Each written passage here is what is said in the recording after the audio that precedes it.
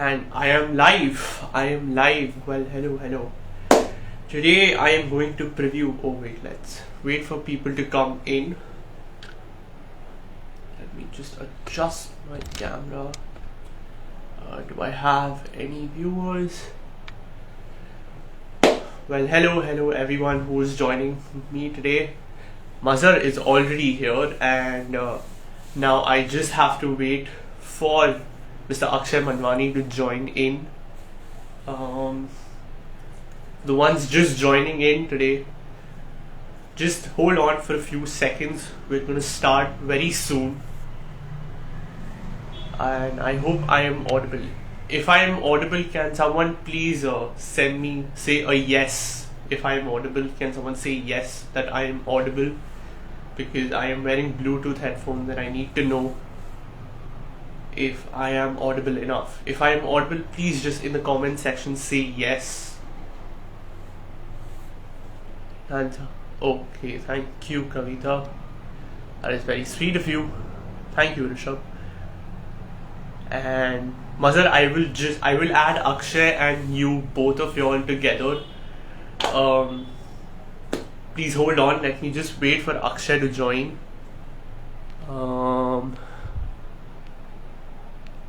Where is Akshay?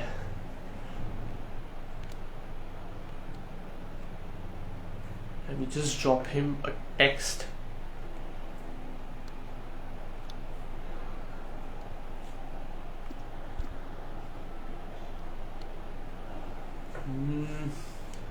Hi Nishal, how are you doing?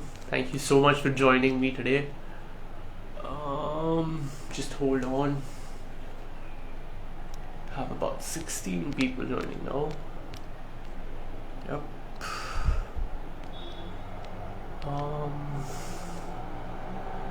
Akshay Manwani, Akshay.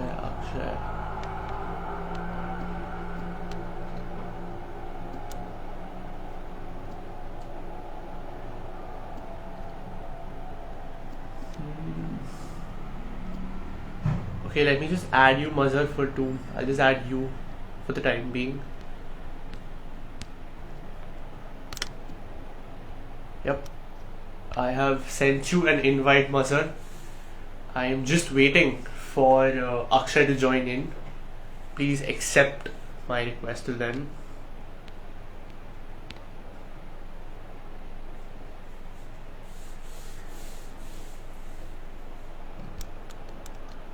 To everyone waving, thank you so much. It means a lot that you all are joining me in my live video.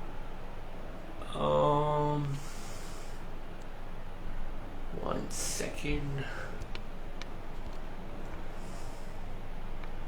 Yep, I am accepting your.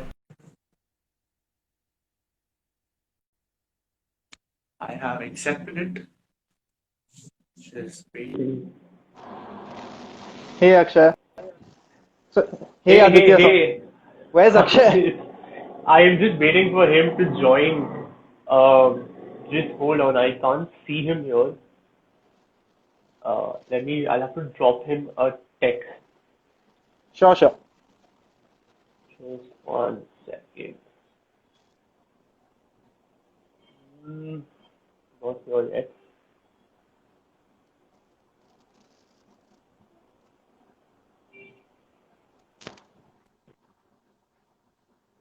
A minute.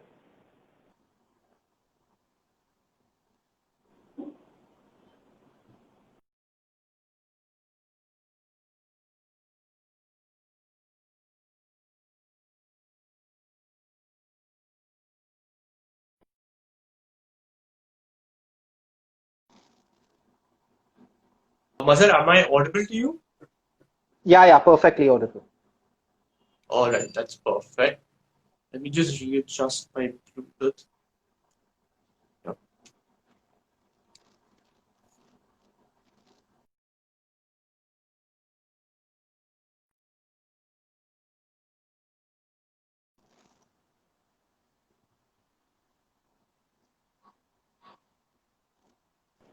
Yes, he is here.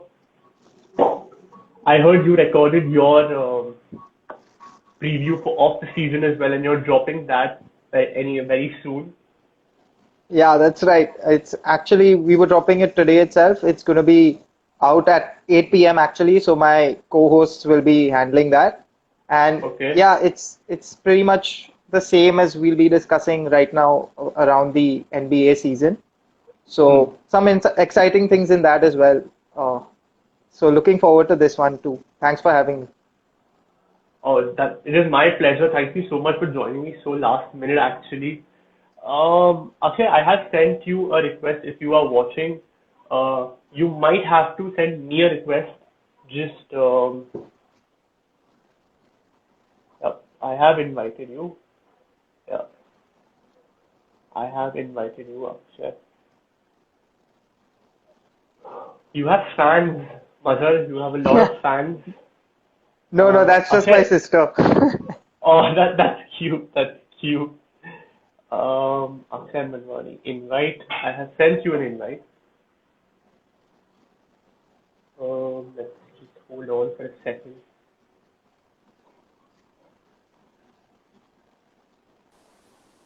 Hi. Hi, Akshay. Hi, how are you? Finally, we are here. Yes, yes.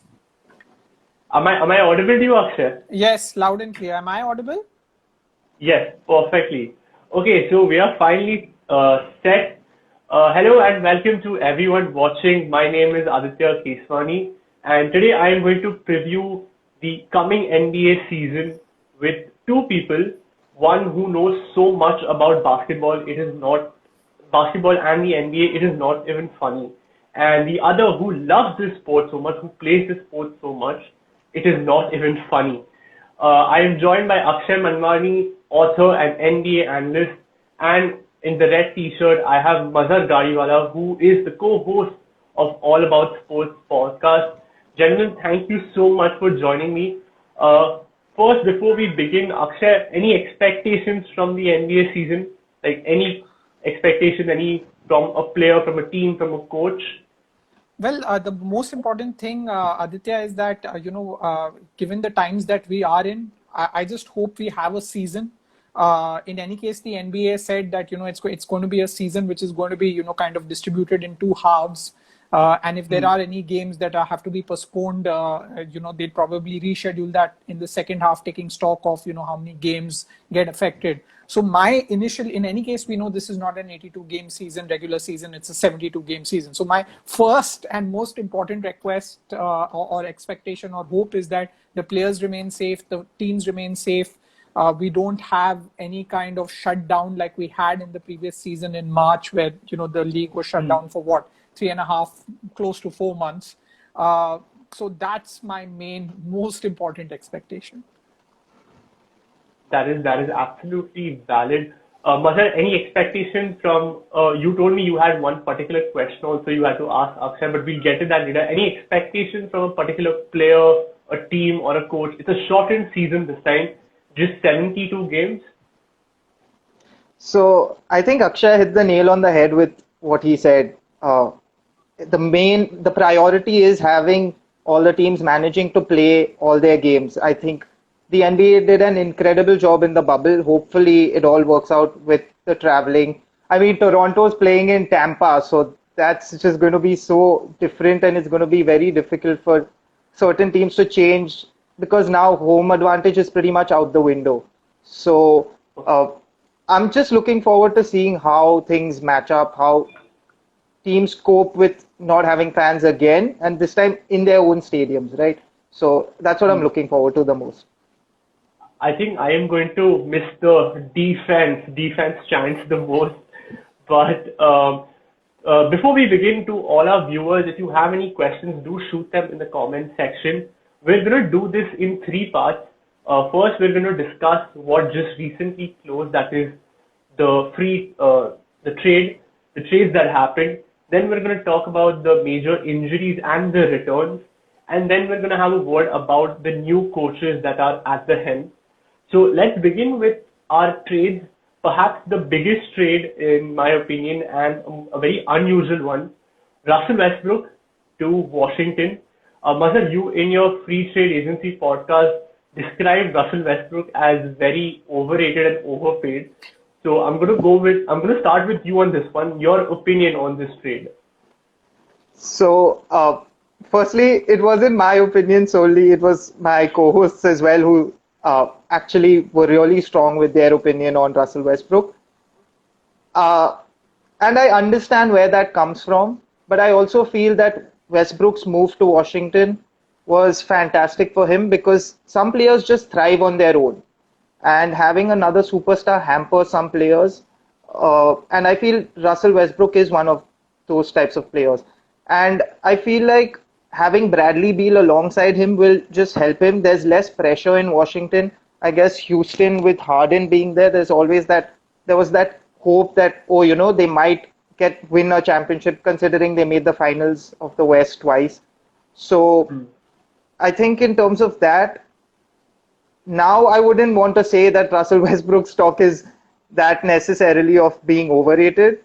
The thing is, he does lack game sense at times, and at opportune moments. It even in these playoffs that just passed, a crucial turnover which cost them that game, and in the end cost them the series. There was no guarantee they would have anyway won, but still, it's those small moments that are critical in playoff scenarios. And the East is relatively less challenging as compared to the West. So I think it's going to be fun. So Akshay, Mr. Triple Double, what happened with him? Like, before last season began, we knew he had a great off-court relationship with James Harden, but just one season, and compared to the previous four where he averaged a triple double in all from 2015 to 2019, last season just didn't click for him. So how do you think he's going to, what is his role going to be in Washington alongside Bradley Beal? Is he going to mentor Rui Hachimura a little bit?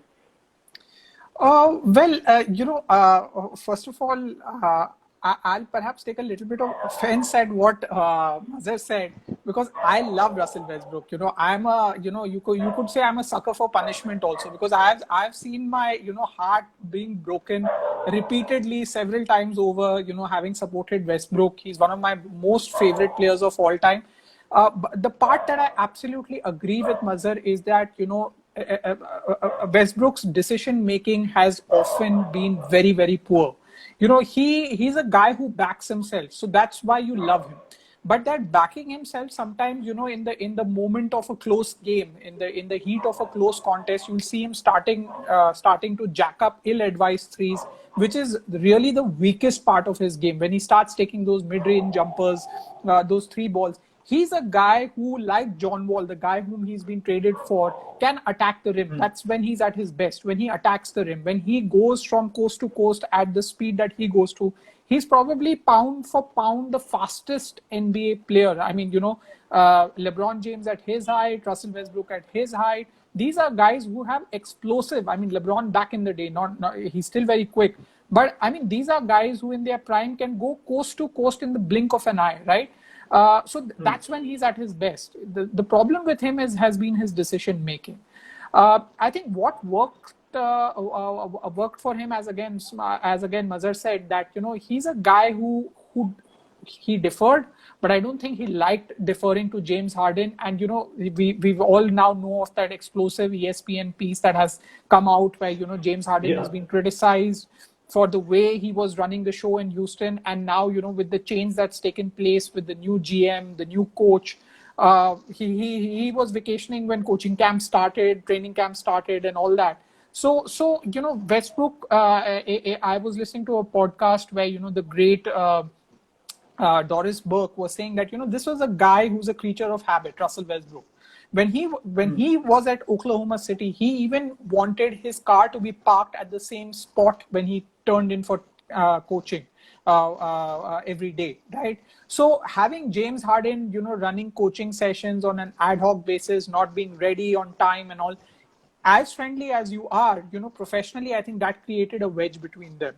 So he's now going to go to a franchise where, with all due respect to Bradley Beal, and we know he's a great scorer, great shooting guard, I don't think Bradley Beal is in the same league as far as achievements are concerned, right? Westbrook is a most valuable player. Westbrook has averaged a triple-double every season since 2016-17, right? Not last season, but he has done that. He was the first guy to do it since the Big O, right? So on paper, as far as achievements are concerned, Westbrook is going to be the alpha guy.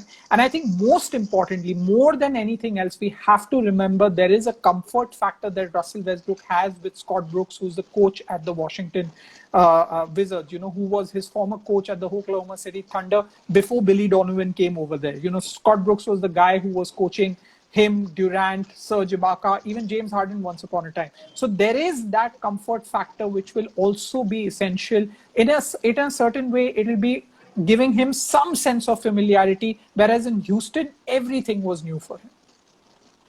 So, Akshay, I like how you mentioned Scott Brooks. From what I have read latest, Scott Brooks is favored to be the first coach to be fired this season. Wow. But speaking of trades, another one which I really found interesting was CP3, perhaps the best floor general we have seen in this era. He moves to the Phoenix Suns. Is he primed to be more than just a mentor to a Devin Booker or a DeAndre Ayton, or is it does he have a role more than just of a mentor? We saw last season in OKC, we saw visuals of him coaching Shai Gilgeous-Alexander and Dennis Schroeder. So, what is his role with the Phoenix Suns? Is it more than just a mentor, Akshay? Well, I think, given the fact that they have a very young core, we know that they have DeAndre Ayton, Devin Booker, those are the guys whom they want to build ahead. And we saw what kind of contribution Chris Paul made on that Oklahoma City Thunder team. As in when Westbrook and Paul George left that franchise, no one believed that this team is even going to make it to the playoffs. I think they finished, 6th or 7th? They stretched the Rockets to a 7-game series. It was great in that sense. And we saw, the fact that he was able to mentor the younger guys on the Oklahoma City team, Shai Gilgeous-Alexander, that was good to see. My key thing with Chris Paul is, while he might be a great mentor, I also want to see, how his fitness holds up. If you look at the league historically, point guards are the guys who burn out the fastest, right? Because, of all the miles they have, it's not just running down the floor and standing in a spot. They have to continuously be moving with the ball, right? And we know that Chris Paul, other than for I think the last 2 seasons, he's always had a history of breaking down in the postseason. And that was one of the reasons the Clippers were never able to get beyond a certain point, because it was either him or Blake Griffin getting injured, right? So it's good to see a veteran, great player like Chris Paul come to that franchise. But it'll be interesting to see how, because why this is extra important this season is because the window from one season getting over to the new season beginning has been really short. So for teams like the 2 finalists, which were the Lakers and the Miami Heat, it's just been a 71-72 day gap between the previous season and the 2020-21 season kicking off. So similarly, for teams which were in the playoffs, it's a short turnaround. That's why it's going to be interesting to see what Chris Paul is able to contribute. Mazhar, Chris Paul last season led the NBA in clutch time shooting. What do you think? Can he take the Suns to the playoffs this season? So, firstly, we have a term within our basketball group for Chris Paul, and it's the point guard. Okay. What he does is he just makes everyone better. His IQ is probably the highest in the league after Rondo, maybe. The other good thing about Chris Paul is, and we've seen it historically, he makes all his big men much better. We saw he made DeAndre Jordan an all-star. Let's not forget that when he was with the Clippers.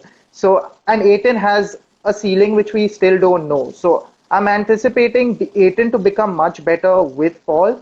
And I think it was a move made by Phoenix to show Devin Booker that they have some plans in place for the future and to try and maybe build on this 2-3 years down the line. So Paul is trying to set that up for, let's say, down the line, when they can potentially challenge for a championship if they manage to maintain their pieces, mainly being Booker and Aiton, and then add to that down the line with another maybe star or superstar that they can get.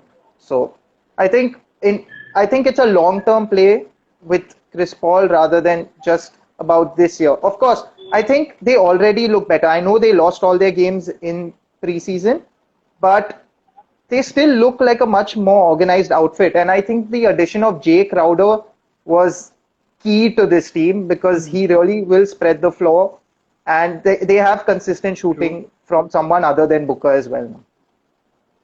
Okay, that is a very interesting opinion. I did not, I almost forgot Jay Crowder joined Phoenix. Just a quick yes and no question for both of you before we move on to the next trade. Is Chris Paul the best point guard of his era? Yes or no?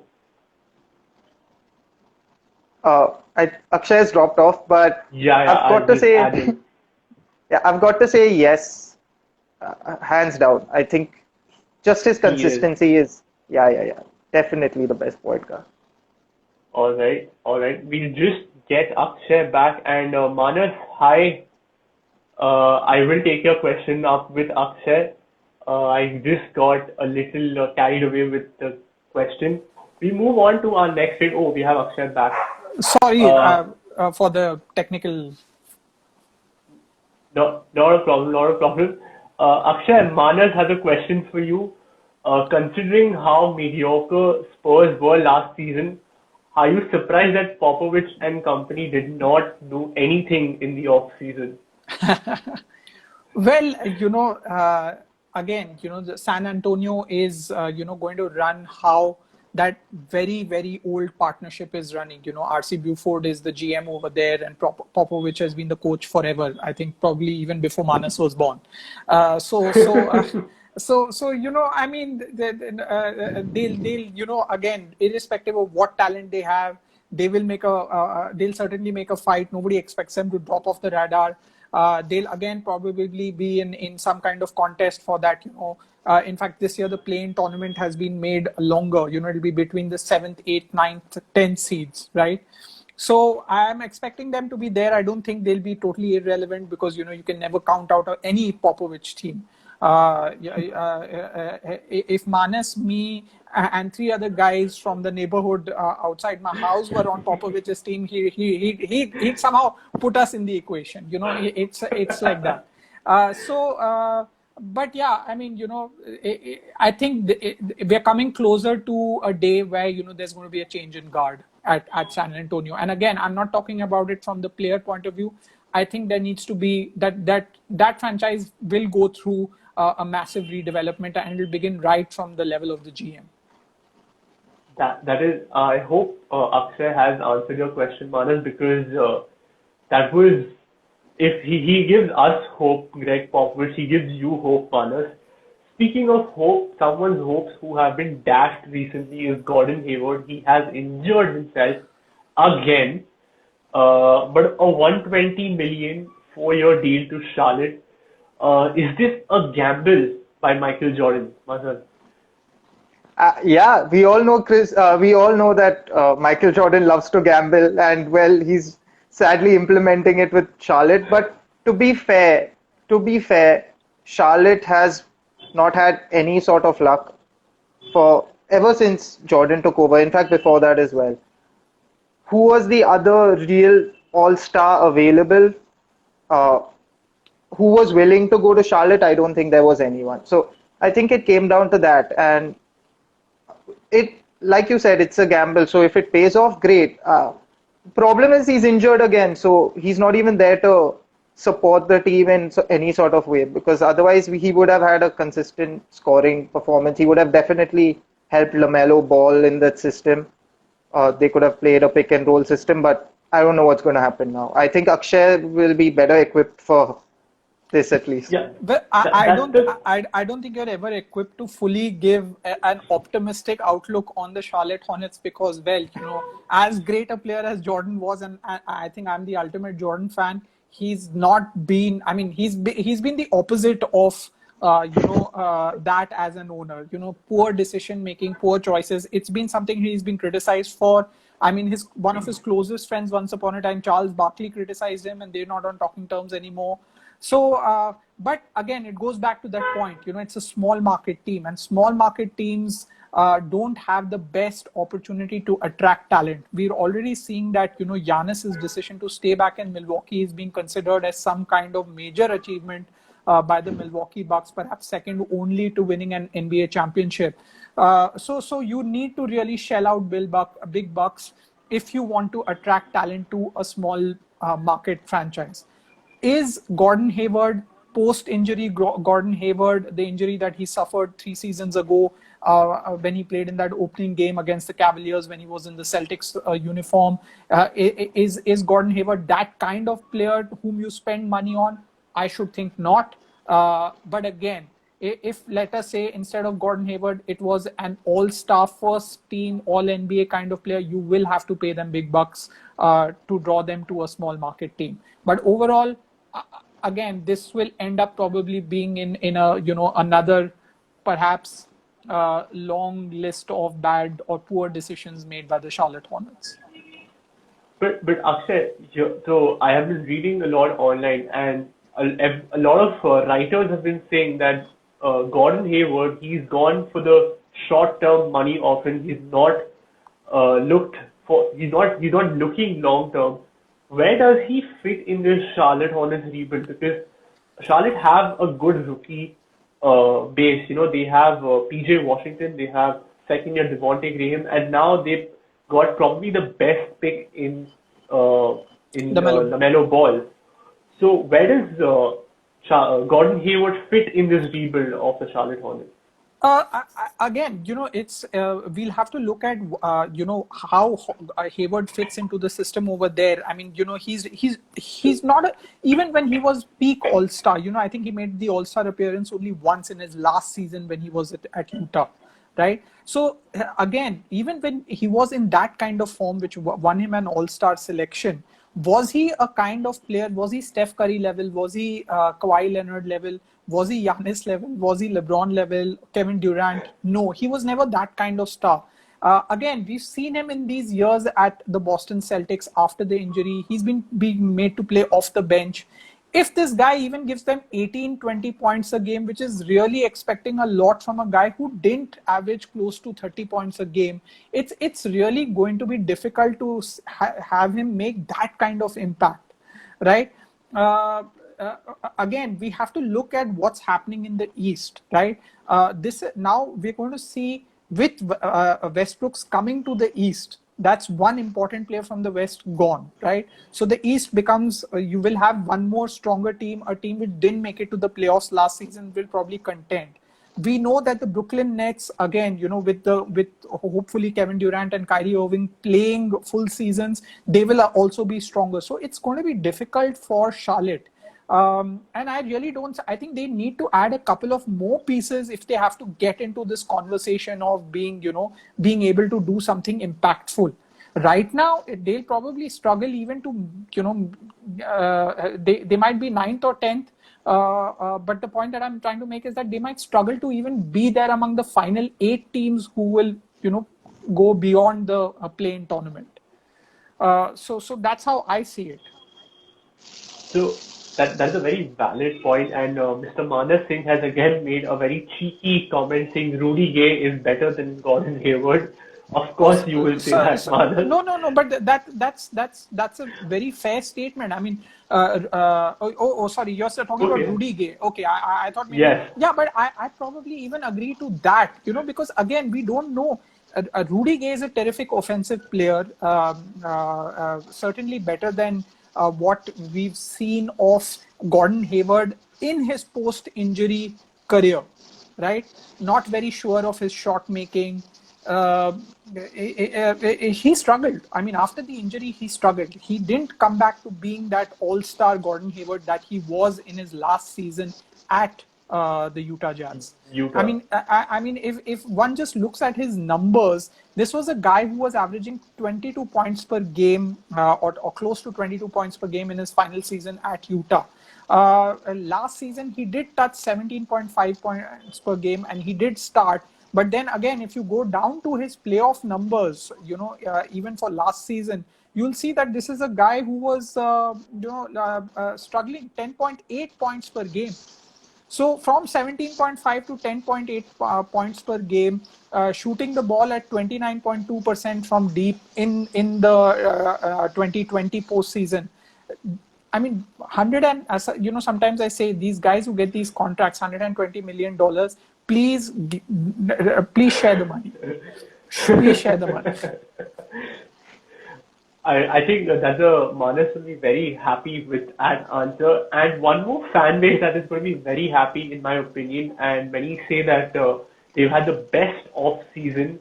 Rob Pelinka's pulled off some magic from the hat. The Lakers, they've managed to get Montrezl Harrell, current sixth man of the year, and a young prodigy in Dennis Schroeder. Mazhar, where do you think these two are going to fit? I mean, effectively, the Lakers have only three spots in their starting. You cannot bench LeBron James and Anthony Davis. And now they have added Marc Gasol, they've added Wesley Matthews. Where do Montrezl Harrell and Dennis Schroeder fit? I think both of them just make automatic selections in the first five. According to me, the Lakers will play Davis at the five with Harrell playing that floating sort of role. Schroeder 100% is going to be the starting point guard. The one thing that the Lakers lacked last season was a ball handler who could create his own shot. Dennis Schroeder does that now. Taylor Horton Tucker has proven that he can also give valuable minutes and create his own shot off the bench. I know preseason is not much to go by, but I think I've seen enough for him to be able to contribute 14, 15 minutes a game as the second point guard as well.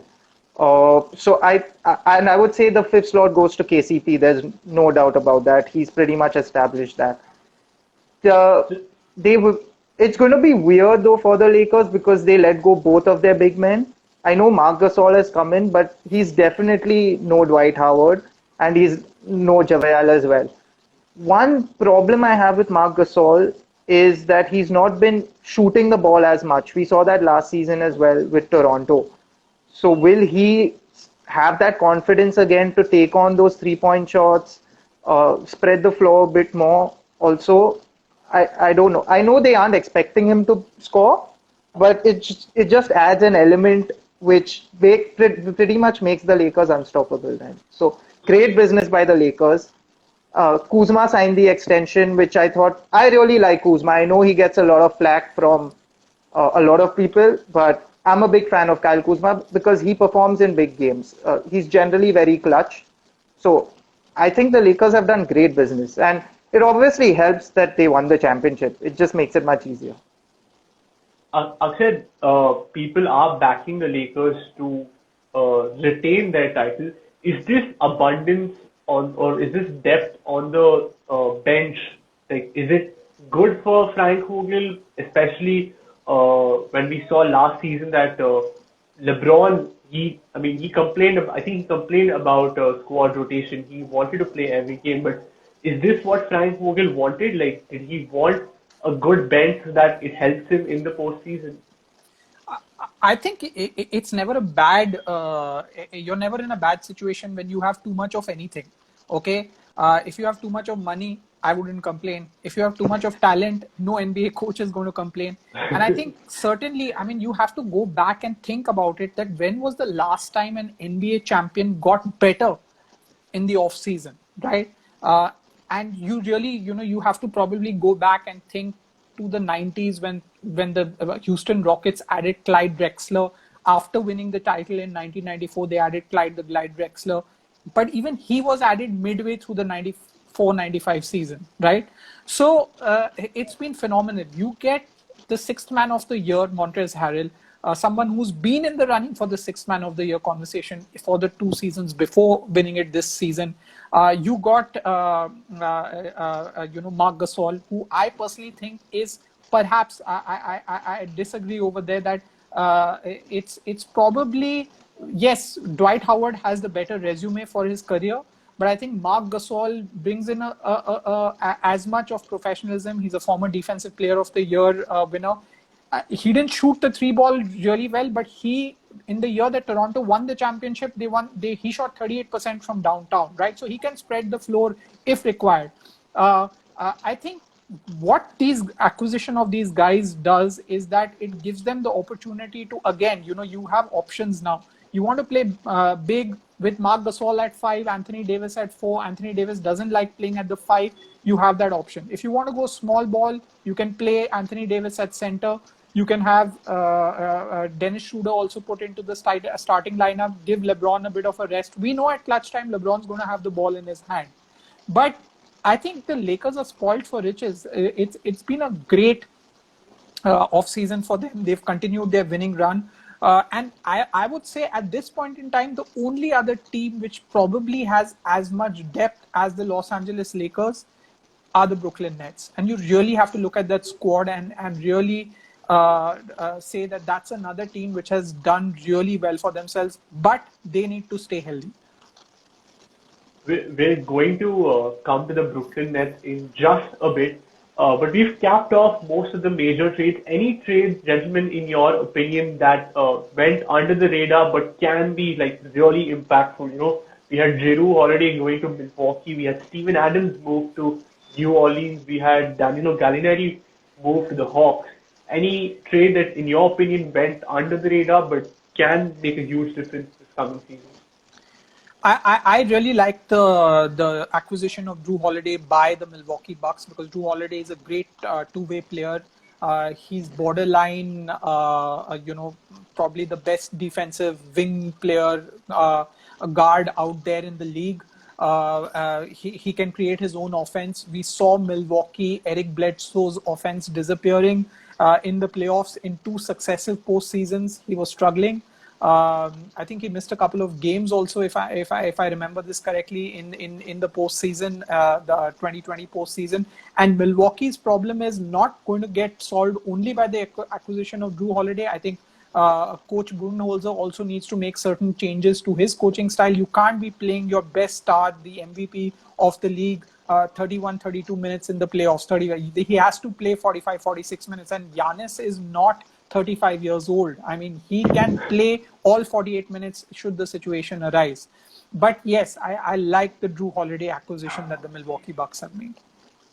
I think Mazhar will really agree with you on this, because he told me today that Mike Budenholzer needs to up his game. Any trade for you, Mazhar, that went under the radar but can be impactful? So I feel the acquisition of Robert Covington by Portland was a big one, because I think one thing that Portland lacked, and we saw it clearly in the playoffs against the Lakers, was they lacked defense. And Robert Covington, again, is one of those lockdown defenders. He also, I just think he'll definitely add an element to Portland, and it'll ease up a bit of pressure on Damian Lillard as well. So I think that was a great acquisition. Obviously, Jrue, there's no doubt. Probably the best acquisition that the Bucks could have made, because Bledsoe, even though defensively he was okay, I think Akshay was spot on. Offensively, he just dissipated completely. So, and the other acquisition I thought was great was Kelly Oubre, because Clay being out, you still know Kelly will get you points. He may not be as good defensively, but he's good enough. And I think I'm expecting the Warriors to turn some heads this season. I see maybe a few upsets here and there, and them really pushing for a playoff spot, because Steph is going to Steph. I think both gentlemen have summed the trade up so well. I don't have much to add, so we will move on to the injuries and the returns that we have. And the biggest return, former Golden State Warrior, former MVP Kevin Durant, and alongside him Kyrie Irving for the Brooklyn Nets. He's returning. Kevin Durant is returning from an ACL injury, and this is going to be the most high-profile case where we're going to see an athlete return from ACL, and we're going to see how he's going to perform. So Akshay, will we see a different Kevin Durant this season? I missed the last part of your question. So Kevin Durant is coming back from an ACL injury, and this is going to be like the biggest superstar you can say that who's coming back from an ACL. So are we going to see a different Kevin Durant this season? Well, we've seen him in that preseason game. He looked like I was just chatting on another NBA fan group that I'm a member of, and I was telling them that I know there have been some great shooters in the league in the last probably 7-8 years. Klay Thompson, Steph Curry, James Harden, sidestep three. There've been some really crazy athletic NBA players, Giannis, Anthony Davis. They're capable of producing their own highlight reel. But I don't think there is a sight more beautiful than seeing Kevin Durant gather a rebound, run down the floor with the ball very casually, pulling up at the top of the key or just outside the 3-point line at 45 degrees and just pulling up and shooting the three. I mean, if I was a poet, I would be composing poetry, and it's just beautiful to watch him. It's so easy for that guy.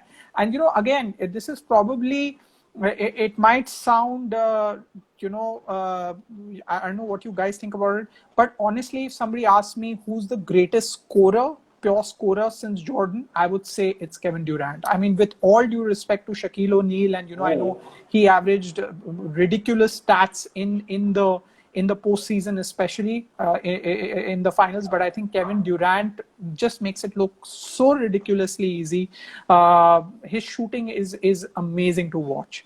And I really think that this Brooklyn Nets team is going to be really fun to watch, because you have Irving, you have Durant, you have both of them are NBA champions. I think they're really deep. They have Joe Harris. They have a 3-point shooting winner, somebody who's led the league in 3-point shooting. I think a couple of seasons ago. They have Karis LeVert, Spencer Dinwiddie.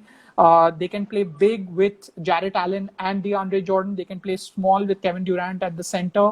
I think the biggest problem for them is going to be chemistry issues. I don't want Kyrie Irving going and telling the media, first of all, if he talks to them, that the earth is flat, and then Kevin Durant disputing him and saying, no, I think it's a triangle, and then the show begins, right, at Brooklyn. So for them, it's going to be chemistry issues. I was just going to come to that question, Mazhar, then how is the Kevin Durant Kyrie Irving partnership going to work? Because if you see his track record in Oklahoma, Kevin Durant is a very calm demeanor, and there he had Russell Westbrook, who is a relentless player. So over there, the opposites kind of matched. At Golden State, how much ever Kevin Durant did, the media favored Steph Curry, and there was a bias towards Steph Curry. Here we know that Kevin Durant and Kyrie Irving off the court have a good relationship. So can they manifest it on the court? Yeah, so I mean, Kyrie Irving himself came out and said that this is the first time he's playing with someone who he can look at and be like, man, this guy can shoot. And to make such a statement after you've played with LeBron James and won a championship with him is just absurd. But the point is, he's already taking up for KD, so I see no sort of ego clashes there. But you never know when the going gets tough. Like Akshay said, let's say if they lose 3 in a row or something, you never know. Tempers might flare up. There might be some people pointing fingers. So that and Kyrie's a bit of a loose cannon, and he just makes so many ridiculous. I think you're being kind to him. Yeah, but Akshay, he makes so many ridiculous statements. Yes. It's not just the earth is flat. It's even the smallest of statements that he makes sometimes are so, I mean, corny that that's the only thing. If Steve Nash can keep a check on him, I think it's going to be fine.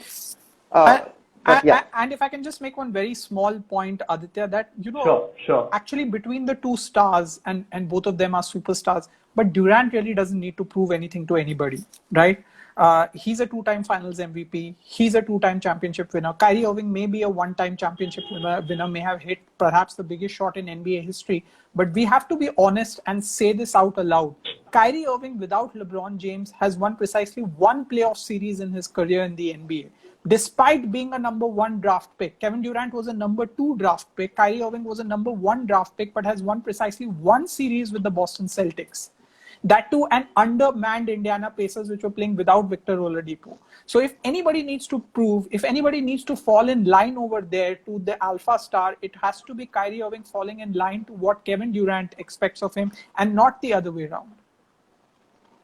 I'm sure, because this season is going to be very interesting for the Brooklyn Nets, because they have a very good staff in their coaching as well. They've got a superstar in Steve Nash. Speaking of superstars, another one who is out with injury is Kemba Walker. He has a torn meniscus, and a lot of people have been saying that now, because he's out, the scoring burden is going to shift to Jaylen Brown and Jason Tatum. Akshay, do you think Kemba Walker is getting a little too prone to injuries now? Oh, well, there's also this theory that, the Boston Celtics, who've had a history of not managing Isaiah Thomas, in the MVP season that he had, where I think he finished 5th in MVP balloting, they perhaps rushed him, or they continued to play him when they should have actually sat him down in the, what was it, the 2017 postseason, if I remember. Yes. Yeah, 17, if I remember it correctly. But so again, there is a theory that they were forcing him to play. They rushed him back in the 2020 postseason, and really his minutes should have been managed a lot better. But again, we have to look at Kemba Walker, and we have to say that yes, maybe you are right that injuries are a constant problem with him. Again, I think it gives the Celtics an opportunity to really, for these, we know Jason Tatum has really, the way he's developed, it's been phenomenal. I mean, I still have heartbreak, because for me, he was the rookie of the year that year when it eventually became a shootout between Ben Simmons and I forget who the third guy was, Donovan Mitchell. Donovan Mitchell. Okay, yeah. So Tatum was my rookie of the year, because I thought the circumstances in which he had to start after the Gordon Hayward injury, it was just too much for it, and he was the youngest of the three.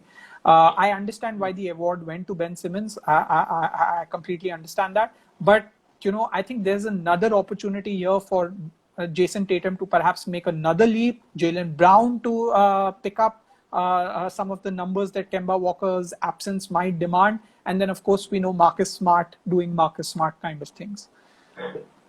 This is just a quick trivia. Jason Tatum is actually my age. He's 22 years old. And I completely agree with you, Akshay. We'll move on to another very injury-prone player in Kristaps Porzingis. Now, Mazhar has a bit of a connection with European players, teams that have European players. Porzingis has again undergone surgery in October. And according to the latest, he has resumed activities, but the Mavericks organization is in no rush to bring him on the court. So, Mazhar, you said you'd want to build a team around Luka Doncic. Do you think Kristaps Porzingis, with his injury, is he going to last another season or two? Because Dallas want to make serious moves now. So historically, it's a big man problem, right? We've seen it happen a lot with the 7-footers, where injuries only hamper their careers. Now, there's one thing you can't deny. Kristaps Porzingis is literally one of those few people who can guard someone like an Anthony Davis or a Giannis. So the talent is there. We've all seen it. His scoring is incredible. He's a monster when it comes to shot blocking. So staying patient with him is worth it. And I think his value will drop, obviously, because I don't think so many teams will want him given his history with injuries. So what that enables the Mavs to do is play through this season, see how it goes, ease Porzingis in, and then maybe make Porzingis the third guy. They can find a second guy. Of course, if Doncic has one more crazy season, which I'm pretty sure he will, uh, and he'll be in the MVP race again, then anyone might want to come to Dallas. They have a good setup in general. The owners are liked, and historically as well, the franchise has always done well. So I think it, it's if Porzingis comes back, it's obviously a plus, and they can make a deep run into the playoffs. But for now, it's going to be slightly tricky. They lost Seth Curry, of course, so they lost a bit of shooting there. But it gives a chance to Trey Burke. I know he's not consistent, but I guess coming off the bench when Doncic sits out will be pretty handy, and he can step up. They have a few players, Finney Smith, for example, as well, who can take on a bit of burden scoring as a big man. I think Maxi Kleber is a very underrated player. I think even he in preseason has shown that he can score if he gets enough of minutes and they play the rotation around with him. So let's see. I'm excited for Dallas still. They'll still be fun to watch. I'll pick up to what Mazhar said, Akshay. If Kristaps Porzingis becomes number 3, who do you see being a number 2, a potential number 2 to Luka Doncic? Because Mavericks have let go of Seth Curry and JJ Barea, and they have lost on shooting. So any particular player you can see becoming a number 2 to Luka Doncic in the future? Well, it's really hard to say that with the current roster, anybody being, sandwiching himself between Porzingis at 3 and Doncic at 1. I mean, it would require a really crazy prediction to say that, someone of with Tim Hardaway Jr., perhaps he would be a guy. But I think Porzingis is definitely the more talented guy. He's a unicorn. We know that. The problem is precisely injury. I mean, this is a guy who's never played more than 72 games in a season, and that was in his rookie season, right? Since then, it's been 66 games, 48 games in the next 3 seasons that he's played. He breaks down. He broke down in the playoffs. We saw how that cost the Dallas Mavericks in that first round against the Clippers. He also has other issues, temperamental problems. We saw him getting ejected in that game 1 versus the Clippers, picked up 2 technicals, was thrown out. But yes, injury is the number one thing. His stock will plummet if he doesn't play one full healthy season. And again, given the fact that he's going to be missing some part of it now, this is again not going to be a full season for him.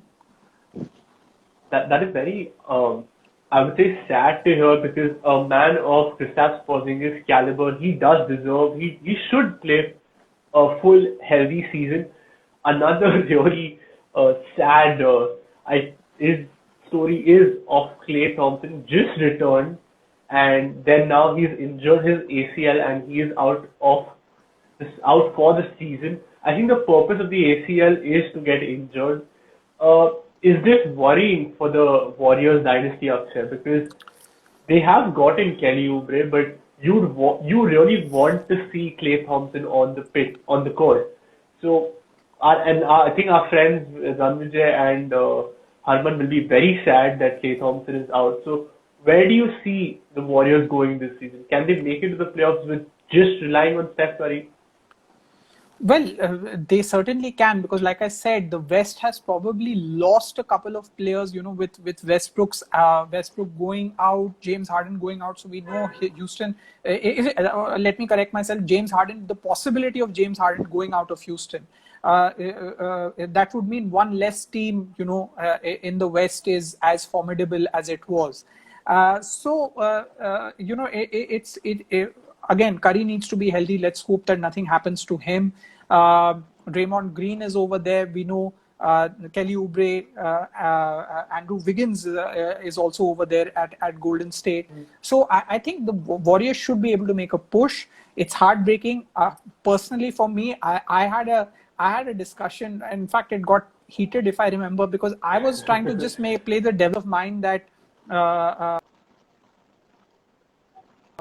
perhaps Klay Thompson would perhaps even fit into the team of the decade for me. If I were to look at a team between 2010 to 2020, the team would probably be Kevin Durant, LeBron James, Steph Curry, Kawhi Leonard, and the 5th spot. I understand people putting James Harden over there, but I would say that, given the lack of success that James Harden has had in the postseason and the amount of success that Klay Thompson has had and some of his other stats, 200 plus threes for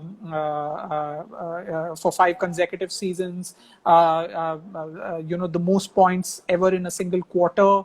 I would say that, and we know that that's a guy who sacrificed numbers playing alongside Steph Curry, Draymond Green, and Kevin Durant. So I was making a case for Klay Thompson, even perhaps, edging out, if not James Harden, I would say Klay Thompson for that 5 spot. And let's remember, he's the better two-way player compared to James Harden. I think it's just like when I started watching the NBA, I was really delighted to see Klay Thompson play. He is such a prolific shooter, such a good two-way player. Mazhar, what do you think? Where are what is going to happen to the Warriors this season? I think Akshay clearly mentioned everyone, and I think Andrew Wiggins, he's still not reaching the levels that everyone expects of him. So if he can up his game, then definitely I see the Warriors making a good run. Steph being fit is obviously, if there's no Steph, it's finished. Draymond didn't look up for it last season, given everyone being out. So hoping this season he'll pick up and take it up on one gear at least. I like Jordan Poole, who will come off the bench actually. I think he's very capable of scoring. So, and not too many people know about him. So I think he'll add some elements of something exciting for the Warriors. So I do see them making the playoffs. Maybe they'll have to make it through the play-ins to make it. Maybe they'll finish in that 8, 9, 10 slot. But definitely, if Steph plays all the 72 games, I'm still expecting the Warriors to slide in. And like Akshay said, Houston could miss out if Harden especially goes to maybe Philly as they are anticipating it to be. I have a question for Mazhar. Do you think Draymond Green looked better in Warriors uniform without Curry and Thompson, or did he look better on the Inside the NBA show in the studio? He's actually I quite like him on the show. I think he makes good points. He's very entertaining also. Yes, and absolutely. I like the way he goes at Shaq all the time. But definitely last season he was it was sad to see him drop to such a level, because you always expected him to give 100% on the court, especially someone like Draymond. So to see him not even trying it's sad for the sport. And it's not something that he should look back fondly at all. I think the most entertaining people in the NBA studio show, without a doubt, are Shaquille O'Neal and Charles Barkley. They do stuff which is unbelievable. And just adding to some players who people don't know about, last year, Eric Pascal for the Warriors. And this season, they've also got a rookie in Nico Mannion. So Warriors people aren't looking at them seriously, but they can make a serious push. Let's move on to our last bit, where we have the coaches corner. We have 8 new coaches and 3 of them in their first season. So one coach for you guys, you pick one coach, and why do you think they'll have the best season? We'll start with you, Akshay. If you want, I can rename all the new coaches that are there this season. One coach for you who you think will have the best breakout season or the best first season. Well, I'm going to have my cake and eat it too. And what I mean by that is I'm going to give you 2 names. I'm going to be very interested with Steve Nash and what he does with the Brooklyn Nets, because, he's going to be debuting as a head coach. He doesn't have a background as head coach. So it's going to be fascinating. We know he has a great relationship with Kevin Durant. He's a former MVP, one of the best point guards ever in the history of the game. I think it'll be fascinating to see how he handles that, God forbid, that circus that breaks out between Kyrie Irving and Durant, and God forbid they throw James Harden into that mix. It'll be really challenging for him. The other coach that I'm really excited about is Doc Rivers at Philadelphia. And that's not so much of Doc himself. I'm a big fan of Doc. I know there have been criticism. There's been a lot of criticism. The number of times he's given up a 3-1 position in the playoffs, thrice the most by any NBA head coach. But I think his situation is also compounded by the fact by the GM hiring that the Philadelphia 76ers made. Daryl Morey coming to Philadelphia. And one thing we know about Daryl Morey is that he will break what is working, right? So he's a man who changes, he's known to change stuff. He will shake up things. If Ben Simmons and Joel Embiid are not working, he will shake it up. If Doc Rivers is not able to get the best out of that squad, he will shake it up. So I think even Doc Rivers can't take his job security over there as much for granted as he was with the Clippers. I think the Clippers gave him one season too many.